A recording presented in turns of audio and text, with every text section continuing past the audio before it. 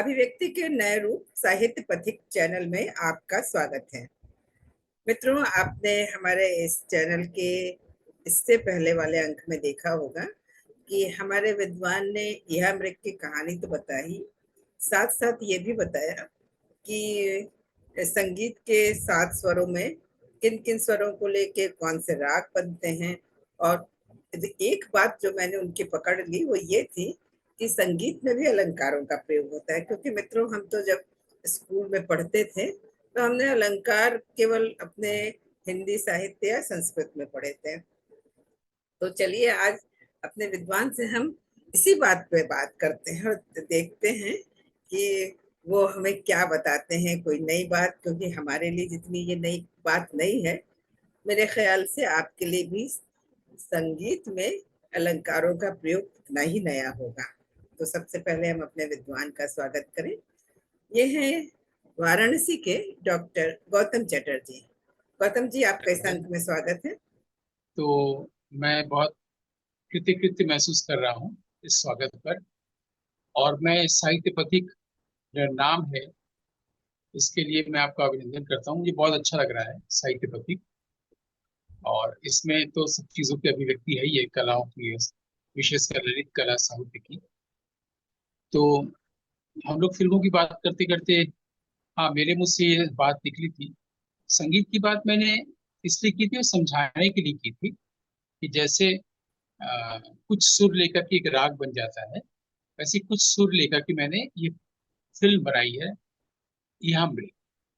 और मेरे मुंह से निकल गया था कि जो साहित्य में अलंकार होते हैं, अलंकारों का प्रयोग, मैं उसको फिल्मों में उसका प्रयोग करता हूँ। ये मेरे मुंह से निकल गया था। और मैंने अब मुझे आपको लग रहा है, अब मैंने उसके आपको उस बात को आपको पकड़ लिया। क्या अब आप हमें ये हाँ, बताइए कि संगीत में अलंकारों का प्रयोग आप कैसे करते हैं? नहीं, वही है कि आ बैल मुझे मार। तो संगीत से नहीं, संगीत का प्रयोग करते हैं। और साहित्य में अलंकार बचपन में लोग पढ़े होते हैं, अनुप्रास अलंकार और यमक अलंकार। उन अलंकारों का प्रयोग हम फिल्म बनाने में करते हैं। जैसे संगीत है, संगीत भी बहुत सारे हैं हमारे यहाँ, क्लासिकल है, फोक है, इसका यूज करते हैं। मैं विशेषकर इंडियन म्यूजिक में इंडियन क्लासिकल म्यूजिक और वेस्टर्न क्लासिकल म्यूजिक का प्रयोग करता हूँ। और एक मेरी फिल्म है, आप, मुझे अभी उसका नाम याद नहीं आ रहा है, उसमें मैंने दोनों को मिला दिया था, इस तरह से मर्ज कराया था कि उसमें से आप तय नहीं कर पाएंगे कौन सा वेस्टर्न है कौन सा इंडियन।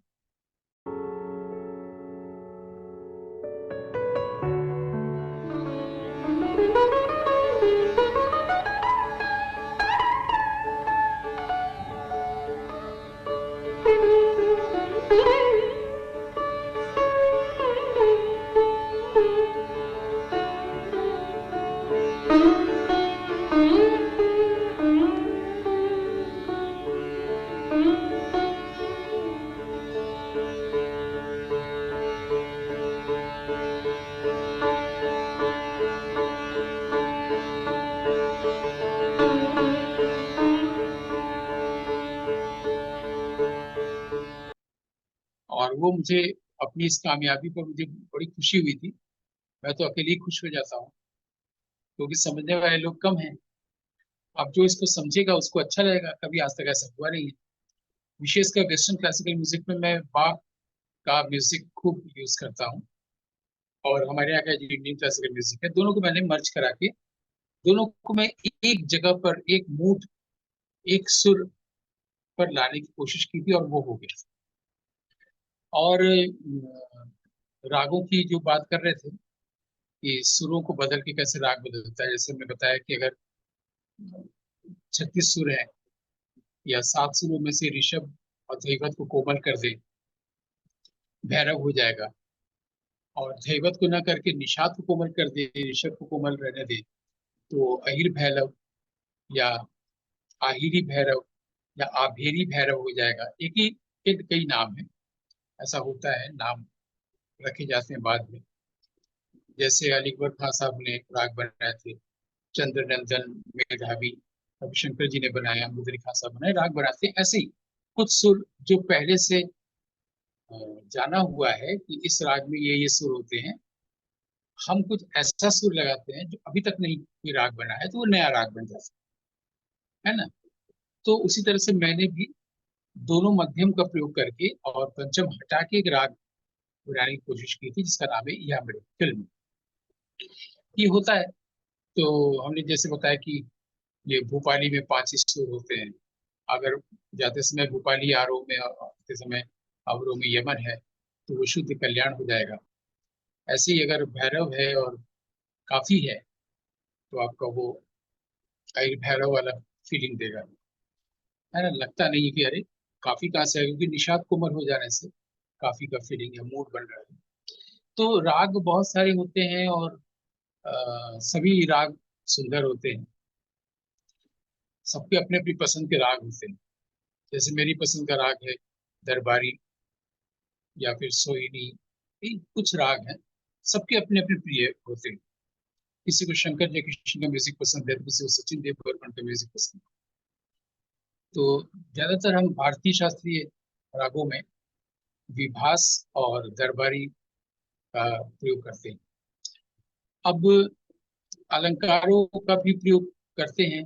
क्यों करते हैं, उसका कारण ये है कि मैं सिनेमा को दृश्य काव्य मानता हूँ, दृश्य काव्य की संज्ञा देता हूँ। पहले कविता लिखते हैं, फिर उसको दृश्य करते हैं। तो पहले नाटक करने के लिए ऐसा करते थे, एक कविता लिखते थे, उसको दृश्य काव्य बनाते थे, तो नाटक होता था। क्योंकि हमारे यहाँ नाट्य शास्त्र में नाटक को दृश्य काव्य कहा, विजुअल पोएट्री। कालिदास ने दृश्य काव्य कहा है, भास ने कहा है, भवभूति ने कहा है ना। तो जब दृश्य काव्य है, मैंने वो काव्य जिसे हम देख रहे हैं, फिल्म में भी तो वही हो रहा है। फिल्म में भी जो आइडिया है वो पोएट्री है, और जब उसको हम दिखा रहे हैं फिल्म में, तो विजुअल पोएट्री है। तो मुझे ये लगा था कि हमारे इतने अच्छे अच्छे अलंकार हैं, जिसका जिसको जो काव्य की शोभा बढ़ाते हैं, तो फिर दृश्य काव्य की शोभा बढ़ाने के लिए हम अलंकारों का प्रयोग क्यों ना करें, है ना। तो वो अलग अलग ढंग से होता है। जैसे मान लीजिए कि एक है यमक, तो आप जानती हैं कि एक ही शब्द अगर बार बार आएगा और दोनों शब्दों के बीच में कोई और शब्द नहीं आएगा, तभी यमक अलंकार होगा। ऐसे अनुप्रास अलंकार है, कोई वर्ण बार बार अगर होगा, अनुप्रास होगा। आमतौर पर ये सब 6, 7, 8 क्लास में पढ़ाई जाती है। ऐसे एक अलंकार है विभावना अलंकार। विभावना अलंकार में क्या होता है कि कारण नहीं होता है, फिर भी फल हो जाता है, तब उस समय वो विभावना अलंकार होता है। कि इसको मान कोई लीजिए कई एग्जाम्पल बच्चों को एग्जाम्पल से बताइए, क्योंकि मैंने तो इसका नाम भी नहीं सुना। जैसे मान लीजिए कि मैं अचानक से बोलूं कि मुझे बहुत किसी ने बहुत तेज कोई चीज मार दिया, चोट लग रही कर, जबकि ऐसा हुआ नहीं है। अगर कोई यहाँ पर मुझे कोई छोटा सा कोई पत्थर या कुछ अमरूद से मारेगा तो चोट लगेगी, लेकिन ही मारा गया फिर भी हम ये शो कर रहे हैं कि हमें चोट लगी है, हमको तकलीफ हो रही है। उसी कारण से वो फल होता है, लेकिन कारण नहीं फिर भी फल है, यानी कि हम नाटक कर रहे हैं, है ना। तो ऐसे समय में इस अलंकार का जब साहित्य में प्रयोग होता है, तो वो विभावना अलंकार है। ऐसा खूब अक्सर तो नायिकाओं का ही वर्णन है, नायकों का ही वर्णन होता है ना हमारे प्राचीन काव्य में, तो उसमें प्राय ही ऐसा है। कोई नायिका की सखी है, वो अचानक रोने लगी, और नायक ने पूछा क्या हुआ, बोला कि ऊपर से कोई फूल गिर गया, उसमें भंवरा था, उस पर काट दिया। तो फूल और भंवरे से ऐसा होता है, कारण तो है, उससे फल है, लेकिन वहां पर फूल गिरा ही नहीं था। तो जिस कारण से कार्य होता है वो कारण नहीं है, फिर भी अगर कार्य होने लगे, वो नाटक कर रही थी वो लड़की, तो वहां पर विभावना लग गई। और मान लीजिए कि अगर सारे कारण है और फल नहीं मिल रहा है, तो ये विशेषोक्ति अलंकार है। कारण सब है, मतलब प्रेमी प्रेमिका पहली बार अ, शैया पर है, विवाह हुआ है और सुबह हो गई है, मैंने उठने का कारण पहला क्या है, सुबह का हो जाना, घर के लोगों का पुकारना, है ना, नींद का टूट जाना, कोई दरवाजे में दस्तक देना, यही तो कारण है उठने का। लेकिन वो लोग एक दूसरे को आलिंगन बद्ध नहीं छोड़ रहे हैं। तो कारण है लेकिन फल नहीं आ रहा है। तो ये जाहिर है कि सुंदरता बढ़ाने के लिए अलंकार होता है, इसको विशेषोक्ति अलंकार कहते हैं। ऐसी समासोक्ति अलंकार है। समास क्या होता है, जब दो शब्द के बीच में कोई शब्द होता है हटा देते हैं, तब भी वो दो शब्द वही अर्थ देते हैं, तो वो समास कहलाता है। तो वो सामासिक पद कहते हैं। जैसे मान लीजिए माता और पिता में हम और हटा दें, माता पिता कहते हैं तो भी चलेगा, तो माता पिता सामासिक पद है। समासोक्ति अलंकार ये होता है कि हमको जो कहना है वो नहीं कहते हैं, कुछ और कहते हैं, तो जो कहना है वो भी आपके पास पहुंच जाता है। मान लीजिए कि कोई नायिका की सखी राजा के पास गई है और उसके पराक्रम की बात करें कि आपके पराक्रम को देख के ही कोई सारे प्रजा खुश हो जाते हैं, जबकि उसको ये कहना है कि नायिका तुम्हें देखे बिना दुखी हो रही है, तुम उसको दर्शन दो। ये कहना है, लेकिन वो कह रही है कुछ और राजा तक ये बात पहुंच जा रही है कि वो जाके नायिका से मिले। तो ये समासोक्ति अलंकार है। इसको मैं हम अपने एक्टिंग मेथड में भी यूज करते हैं कि बिना शब्द का शब्द बोले, वाक्य बोले भी ऐसा हो सकता है कि सिर्फ साउंड से हो सकता है। कि जैसे मैं कहता हूँ कि अगर एक लड़का बहुत खुशी में अपने दोस्त के पास गया और बोला कि मैं बहुत खुश हूँ, मेरा रिजल्ट आया, चलो चाय पियोगे। वो बोलता है कि हाँ। अब हाँ बोल रहा है लेकिन अर्थ जा रहा है ना, नहीं पीना चाहता। तो उसको बोलने की टोन से लग जा रहा है। उसको जो एक्चुअली कहना है वो उसके पास पहुंच जा रहा है कि चाय पीना नहीं चाहता, लेकिन बोल रहा है हाँ। ये समासोक्ति अलंकार हमने साउंड में ही क्रिएट कर दिया था, बिना शब्द वाक्य बोले। तो उसी तरह से एक और होता है वो, जिसको अन्योक्ति अलंकार। अन्योक्ति अलंकार में ये है कि मुझे जिससे जो सामने मौजूद है उससे कह रहे हैं, उसके बारे में नहीं कह रहे। मतलब मान लीजिए कि कोई सास है, उसके उसको अपने बहू को भला बुरा सुनाना है, तो वो अपनी बेटी को सुना रही है। तो बेटी हंस रही है और बहू समझ जा रही है कि उसको कहा जा रहा है, मैंने अन्य को कहा जा रहा है, जो उसको जो प्रस्तुत है उसे नहीं कहा जा रहा है। अगर अन्य को कहा जाए लेकिन लक्ष्य वो जो प्रस्तुत है, तो अपनी वो बेटी से कह रही है और बहू के पास ये बात पहुंच जा रही है कि उसको कहा जा रहा है, जो कि होता है। तो अन्योक्ति अलंकार।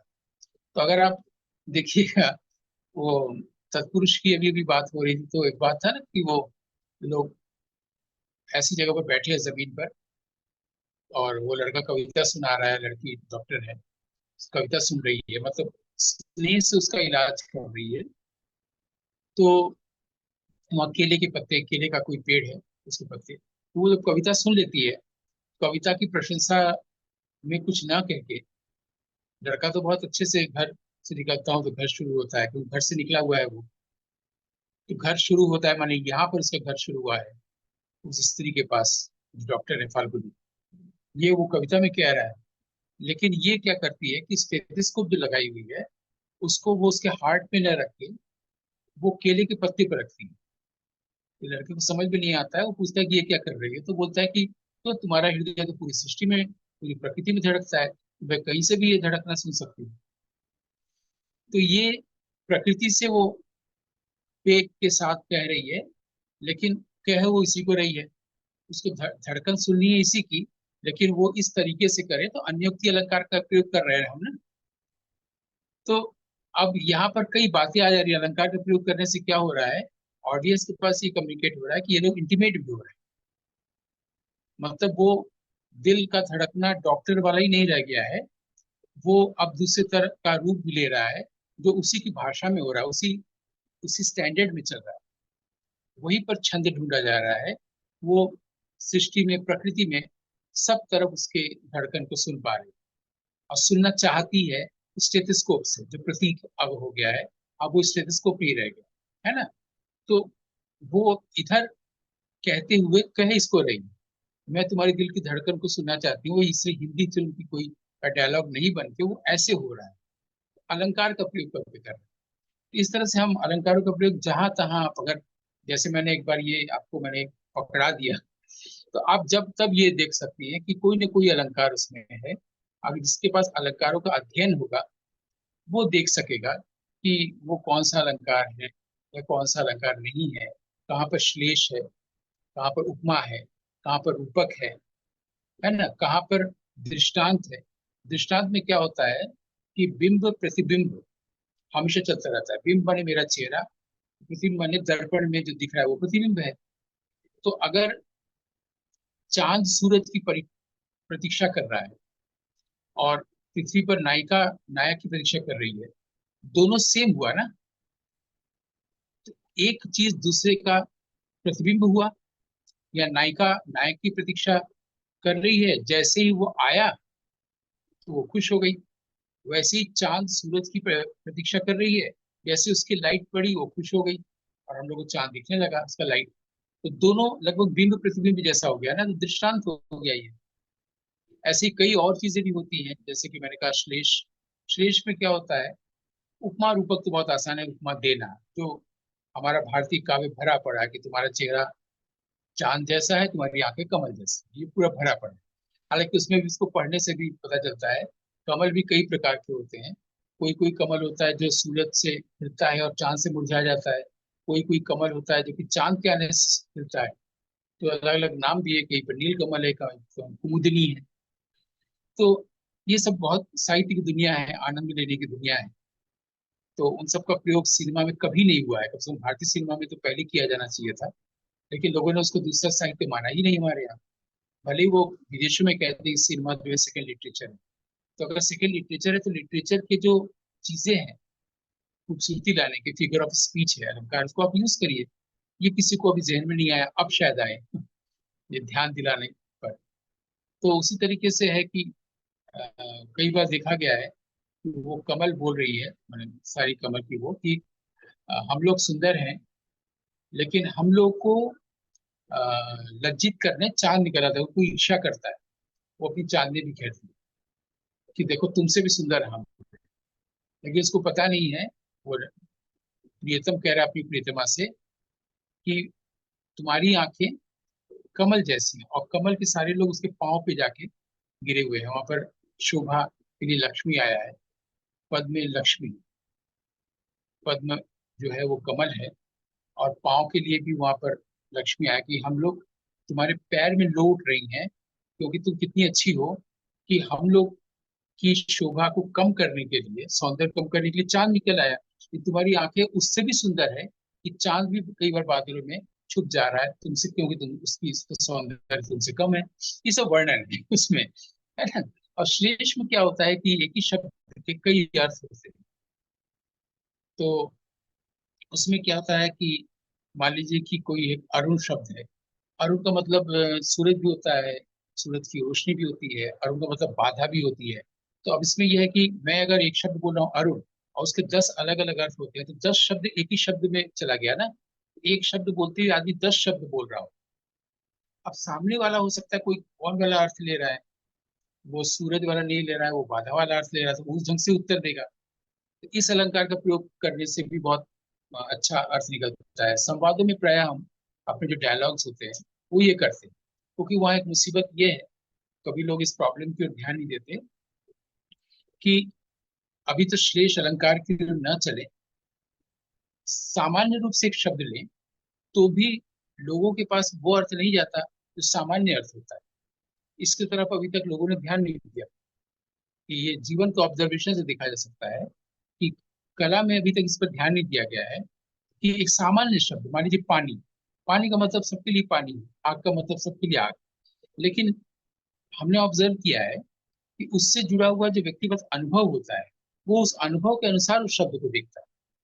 जैसे मान लीजिए, शायद कभी हमने आपसे भी चर्चा की हो कि अगर कोई महिला है गांव की, और वो हाथ से ही रोटी को सेकती है, और उसका इधर का पूरा उसका संवेदन चला गया है, और अपने बच्चे के ज्वर को वो इधर से देखती है ऐसे करके, क्योंकि आग से उसका रिश्ता अंगीठी खाना बनाने से। वैसे ही एक सन्यासी योगी है, उसका यज्ञ हवन से आकर रिश्ता है। और किसी आदमी की पत्नी आग में जल गई है तो वो आग से डरता है। तो अगर हम रंगमंच पर आग बोलते हैं और ऑडियंस में तीनों लोग हैं, तो वो कोई उसको अंगीठी खाना चूल्हा, कोई यज्ञ समझेगा, कोई डरेगा। तो हम वो अर्थ, वो संदर्भ कैसे भेजें जो लेखक ने नाटक में लिखा है ना। ये श्लेष तो बाद में है, पहले सामान्य सामान्य अर्थ को अभिधा बोलते हैं, सामान्य अर्थ सीधा सीधा, उसका प्रयोग में ही गड़बड़ी हो रही है। तो एक्टर की ये जिम्मेदारी हो जाती है सिनेमा में कि वो उसी बात को कैसे भेजे जो एक्चुअली कहना है, और वो अपने संदर्भ के अनुसार मेरी बात को न ले। ऐसे में अगर कोई चीज हेल्प करता है वो है सिनेमेटोग्राफिक इमेज। जब आप सिनेमेटोग्राफिक इमेज दिखाते हैं तो व्यक्ति वही लेगा जो जिसको जो आइडिया में है और जिसको फिल्म मेकर या जो नाट्यकार कहना चाहता है ना। सिनेमाटोग्राफी की इमेज सबसे इंपॉर्टेंट है।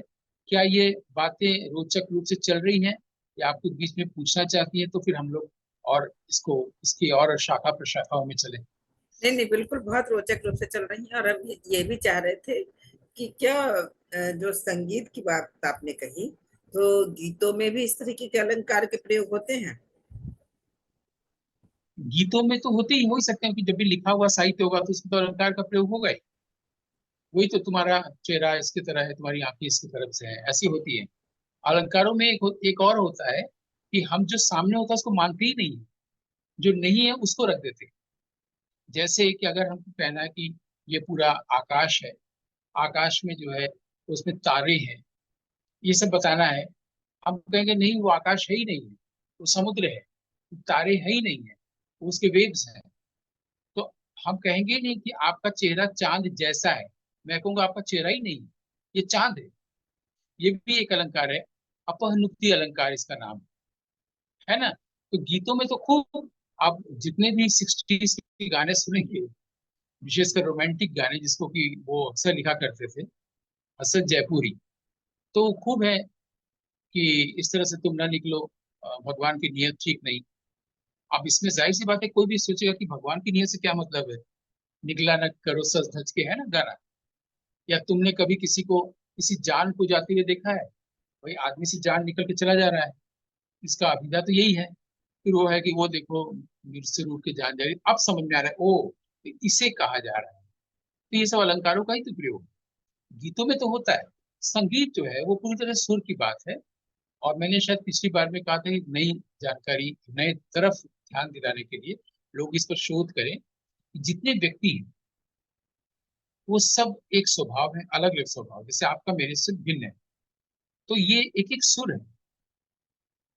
और अगर हम अपने सुर को पहचान लें तो देखेंगे कि उस सुर को आश्रय करके जो भी राग बना है, वो राग मुझे बहुत सूट करेगा, मुझे बहुत अच्छा लगेगा। और हम उसको जब गाने जाएंगे तो प्रैक्टिस ही नहीं करना पड़ेगा, कोई रियाज साधना, कुछ कोई तैयारी कुछ करनी नहीं पड़ेगी, अपने आप उसका सुर लग जाएगा। ये लोगों का भी ध्यान इधर संगीत की तरफ नहीं दिलाया गया है। ना इसका इसके ये मनोविज्ञान से भी जुड़ता हुआ नहीं है। इससे म्यूजिक और साइकोलॉजी के लोगों का भी ध्यान नहीं गया है। म्यूजिक और फिलोसफी से जुड़े लोगों का भी ध्यान इस पर नहीं गया है। ये सीधे सीधे ऑब्जर्वेशन हमने किया है कि ऐसा होता है कि अगर मुझे दरबारी अच्छा लगता है तो दरबारी क्यों पसंद है। भाई उसमें अगर हम कोई भी गंधार जाते समय आरोह में किसी के साथ जा रहा है, आते समय वो निषाद की तरह आ रहा है, जाते समय अगर ऋषभ अल्प ऋषभ को लगा रहा है, जबकि मुख्य जिसका जिसको हमारे राजा स्वर कहते हैं वो दैवत है, तो आखिर क्यों है। तो कहीं ऐसा तो नहीं कि ये वाला जो मुख्य स्वर है पूरे राग में, वो कहीं मेरा अपना स्वभाव है, और ये देखा जा सकता है। तो ये तो और डीप बात हो गई, लेकिन मेरा मानना है कि अगर आप कोई फिल्म बना रहे हैं, उसका जो आइडिया है उसका जरूर कोई एक कलर हो। हम जब प्ले भी यहाँ करते थे, जैसे किंग लियर करने गए थे, तो हम सारे अपने स्टूडेंट सर बैठ के यही बात किए थे, आप सब लोग जरा विचार करें किंग लियर को कौन सा रंग दिया जाए ताकि प्ले देखने के बाद लोगों के दिमाग में वो रंग रह जाए। रंग यहाँ पर सिर्फ अभिधा में है, मेटाफोरिकल नहीं। काला नीला कत्थई कुछ नहीं। मान लीजिए हमने कोई एक प्ले किया जिसमें हर वक्त कत्थई रंग ही आ रहा था, भूरा रंग ही आ रहा था, चाहे वो कॉस्ट्यूम में आ रहा था या कलर में आ रहा था, किसी भी चीज में लोगों को भूरा रंग याद रहेगा कि हाँ वो जो प्ले देखे थे वो भूरा भूरा हर समय भूरा ही आ रहा था। वैसे ही संगीत के साथ भी होता है कि अगर फिल्म में आप म्यूजिक का यूज कर रहे हैं तो फिल्म के साथ साथ चलने की तरफ से मत दीजिए। जैसे कि ये फिल्म फिल्म संगीत में इसको ऑब्लिगेटो बोलते हैं, इटालियन वर्ड है, कि जब भी कोई गाता है उसके साथ साथ भी वही एक इंस्ट्रूमेंट में वही पूरा गाना चलता रहता है। अगर आप गौर करिएगा, साथ साथ ऑब्लिगेटो बोलते हैं। तो वो वायलिन से भी चल सकता है, अकॉर्डियन से भी चल सकता है, किसी से भी चल सकता है। लेकिन उस पूरे गाने का एक पर्टिकुलर कौन सा कलर है जिसको आपको स्टैब्लिश करना है, रोमांस या दुख या क्या, कोई एक कलर तो होगा ही। तो उस एक कलर को पाने के लिए आपको किसी एक सुर पर फोकस करना पड़ता है। ऐसे हम लोग फिल्म बनाने के लिए, पहले मैं नाटक में ऐसा करता था, फिल्म बनाने के लिए भी सोचते हैं वो कौन सा सुर है जो कि इसको लगाना है इस फिल्म को बनाने के लिए। अगर इस दृष्टि से आप देखिएगा तो मेरी हर फिल्म में कोई एक पर्टिकुलर सुर है जो लगा हुआ है। उसी सुर को ध्यान में रख के हम म्यूजिक का यूज करते हैं। ऑब्लिगेटो की तरह से मेरा म्यूजिक नहीं चलता है कि चलो यहाँ पर थोड़ा सा वायलिन लगा दे, यहाँ पर सिंथेसाइजर से कोई म्यूजिक डाल दे, इस गैप को भरने के लिए म्यूजिक कर दे। ये स्टुपिडिटी हम नहीं करते जो कि आमतौर पर थिएटर में लोग करते हैं, फिल्मों में भी लोग करते हैं, गैप को भरने के लिए या किसी मूड को एनहांस करने के लिए। सिनेमा में म्यूजिक का रोल ये है नहीं, पढ़ाया भी नहीं जाता। वही पढ़ाया जाता है जो एक्चुअली है। और वो क्या है, म्यूजिक भी उसी तरह से एक इम्पॉर्टेंट एलिमेंट है जैसे कि एक्टर, जैसे कि लाइट। तो म्यूजिक को हम किस फिल्म के अनुसार करेंगे, उस फिल्म का आइडिया क्या है, उसका सुर क्या है, अगर हम सुर ढूंढ लें तो बहुत आसानी होती है हमको उस फिल्म का म्यूजिक तय करना। तो आप देखिएगा, अगर जैसे तत्पुरुष की बात करें, उसमें खास ढंग का म्यूजिक यूज किया गया है। अगर यह मृग देखिए, उसमें है।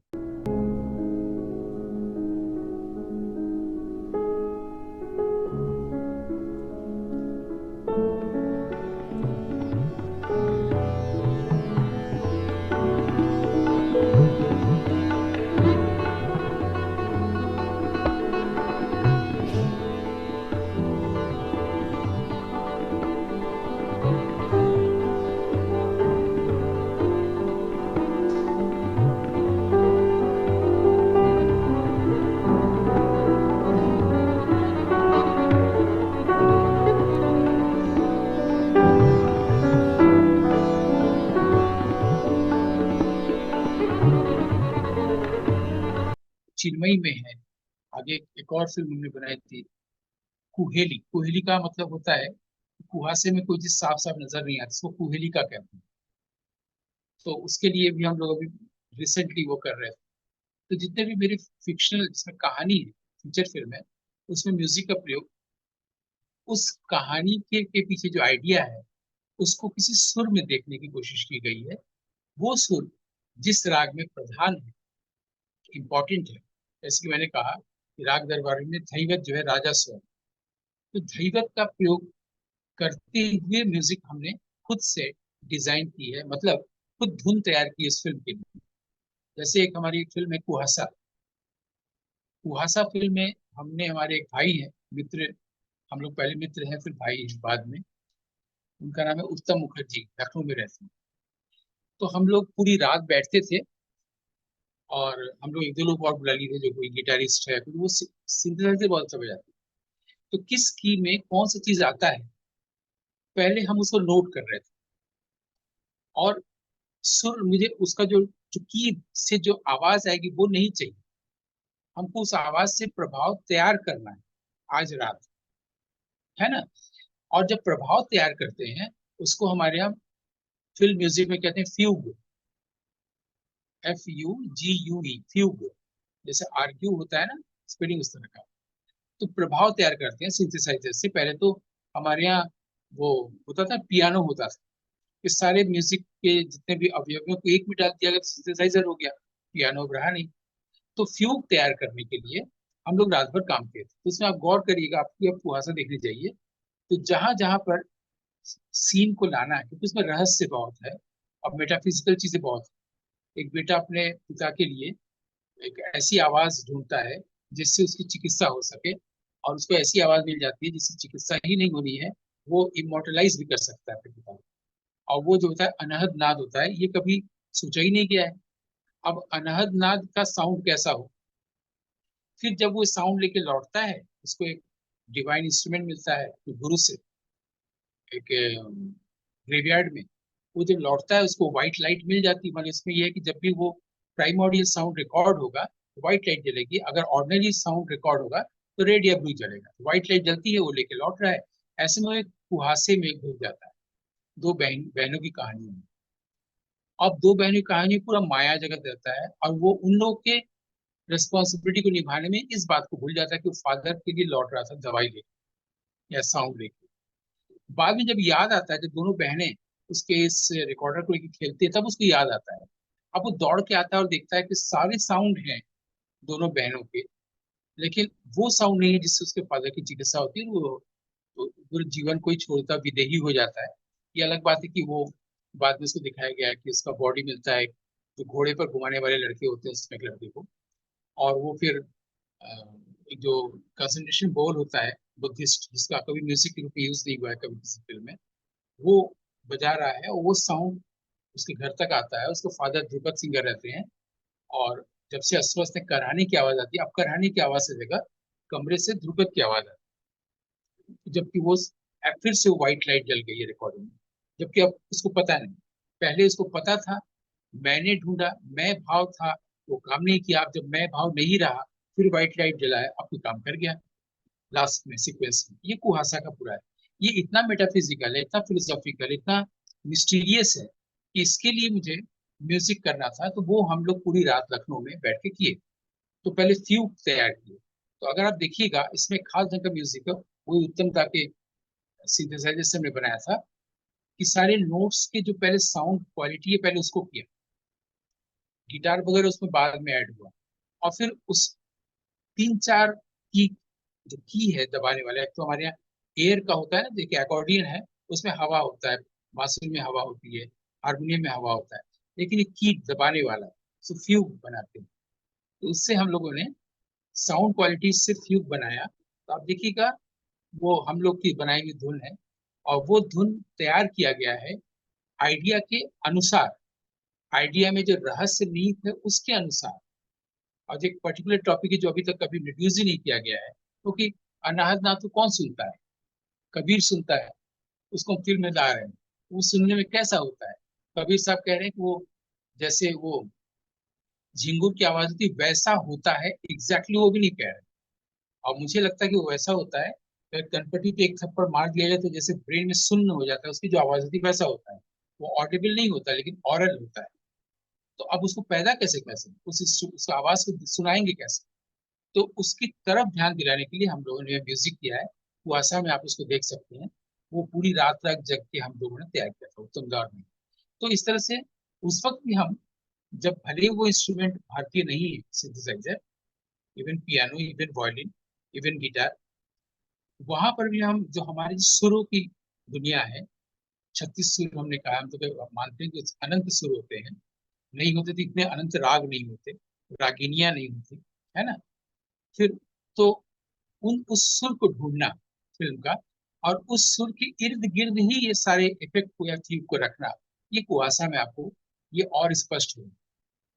कुआसा फिल्म की जो म्यूजिक को आप देखेंगे, तो एक सुर दिखेगा जिसके इर्द गिर्द सारे फ्यूग या सारे म्यूजिकल इफेक्ट आ रहे हैं, जो उस रहस्य को स्टैब्लिश कर रहे हैं, उस मेटाफिजिकल प्रेजेंस को स्टैब्लिश कर रहे हैं, जो हम शब्द में कहानी को सुना रहे हैं, वो म्यूजिक बता रहे हैं। बहुत आनंद आया। संगीत के बारे में ये बिल्कुल नई जानकारी थी। और जैसे कि मैंने पिछले एपिसोड में भी कहा था कि आपने जो एक बात बताई कि हमारे अंदर एक सुर है जिसके कारण हमको पर्टिकुलर राग अच्छा लगता है, पर्टिकुलर गाना गाने में हमें कोई प्रैक्टिस नहीं करनी पड़ती है। तो वो चीज जान के बहुत अच्छी लगी। तो मेरा ये मानना है कि आप लोग ये चीज सुनने के बाद भी समझ नहीं पाएंगे कि हमारे अंदर कौन सा सुर है। लेकिन हाँ, ये तो जरूर समझ में आएगा कि एक पर्टिकुलर तरह के गाने हमें जरूर अच्छे लगते हैं। हो सकता है वो उसी के कारण होते हो जो आपने कहा कि कोई एक सुर की प्रधानता होती है हमारे अंदर।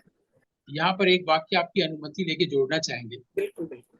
वो ये कि हमें वही व्यक्ति, वही वस्तु, वही विचार, वही सुर, वही गाना अच्छा लगता है। सबका अलग अलग है ना, लेकिन वही व्यक्ति या वही चीज बाहरी दुनिया की अच्छी लगती है जो पहले से हमारे अंदर विद्यमान है।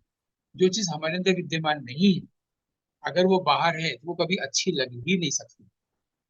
तो अगर हमको कोई राग, कोई धुन अच्छी लग रही थी, जरूर वो सुर हमारे भीतर है, हमारे स्वभाव में, जिसके लिए हम कभी हैप्पीनेस के बारे में बताएंगे आपको। अभी अगर 1 मिनट का समय है क्या हम लोग के पास? बिल्कुल बिल्कुल। बिल्कुल है। जैसे हम लोग को खुशी, होता क्या है, हर व्यक्ति दरअसल कुछ भी नहीं चाहता, वो चाहता है कि हर वक्त उसके पास खुशी रहे। तो इसमें फिर से पहले की जैसे काव्य में नायक नायिका ही होते थे, तो आज फिर से हम उसी का उदाहरण दें कि अगर एक लड़का अपनी गर्लफ्रेंड से मिलने जा रहा है, दोनों में प्रेम है, और तय किया है कि हम लोग इस कैफे में इतने बजे मिलेंगे, है ना। तो जब वो जाके उससे मिलता है, जाके देखता है वो वहां है, तो उसको बहुत खुशी होती है। आप भी कल्पना कर सकती हैं कि उसे खुशी होगी, है ना। अब यहाँ पर इसका जो एनालिसिस है वो ये है, इसकी जो सच्चाई है वो ये है कि उसको उस गर्लफ्रेंड की वजह से खुशी नहीं मिलती, उसके भीतर खुशी पहले से मौजूद है, वो खुशी अब उसे मिल रही है। तो फिर पहले की अगर पहले से मौजूद है, तो अब पहले क्यों नहीं मिली, गर्लफ्रेंड आने से क्यों मिली? इसलिए कि उसने जो डिजायर की थी, डिजायर हमेशा बाहर की चीजों को लेकर होता है ना, उसने डिजायर की थी उस गर्लफ्रेंड से मिलने की। जब वो उससे मिल रहा है, उस मोमेंट वो डिजायर फुलफिल हो गया ना, डिजायर नहीं रहा। जब डिजायर नहीं रहा तो ईगो और इंटेलेक्ट अपना काम नहीं कर रहा है उस वक्त, तब उसके भीतर जो खुशी है उसका फ्लो सीधे हो गया है। अगर ये समझ दे दी जाए कि तुम्हारे पास जब डिजायर नहीं रहेगा तो तुम्हारा ईगो और इंटेलेक्ट काम नहीं कर रहा होगा, मतलब बीच में कोई बाधा नहीं रहेगी तुम्हारी खुशी तुम तक व्यक्त होने के लिए, तो हर वक्त वो खुशी है जिसे तुम हर वक्त चाहते हो, और तुम निर्भर करते हो, क्रेडिट देते हो गर्लफ्रेंड। और जब फिर सेपरेशन हो जाता है, तुम दुखी हो जाते हो, आत्महत्या करते हो। यही एक लड़की की ओर से है, वो जिसे चाहती है, जब उससे मिलती है तो उसको खुशी होती है, वो उसको क्रेडिट देती है, और फिर सेपरेट होती है, दुखी होती है। अगर दोनों ये समझ ले कि खुशी भीतर है, ये पढ़ा तो है कि खुशी तुम्हारे भीतर ही है, सब कुछ तुम्हारे भीतर है, लेकिन इसको कभी ऐसे साइंटिफिकली कोई समझाता ही नहीं है कैसे है। अगर है तो फिर हमको हर वक्त खुश होना चाहिए, खुशी अगर हमारे भीतर है तो उसको बताना होगा तुम्हारी खुशी जो सोर्स है वो बह नहीं पा रही है कुछ बाधाओं के कारण, उस बाधा को तुम हटा दो बिना किसी की मदद लिए बाहर ही। उसी तरह से जो गाना हमें पसंद आ रहा है, जो राग पसंद आ रहा है, जो सूट कर रहा है, उसका सुर हमारे भीतर है। ये बताने के लिए मैंने उदाहरण दिया खुशी का। क्लियर ना? बिल्कुल बिल्कुल, बहुत अच्छा लगा। और एक बार फिर आपने एकदम नई बात और बहुत अच्छी बात बताई। और ये जान के कि अच्छा लगा कि हमारे अंदर वो चीज ऑलरेडी होती है जो हमें बाहर अच्छी लगती है। तो मित्रों, अ, ये कभी प्रैक्टिकल करके आप भी देखिएगा। और फिलहाल आज के अंक में इतनी अच्छी बातें बताने के लिए आइए अपने विद्वान डॉक्टर गौतम चटर्जी का शुक्रिया करें। तो गौतम जी, आपका इस अंक के लिए बहुत बहुत शुक्रिया। आनंद आनंद।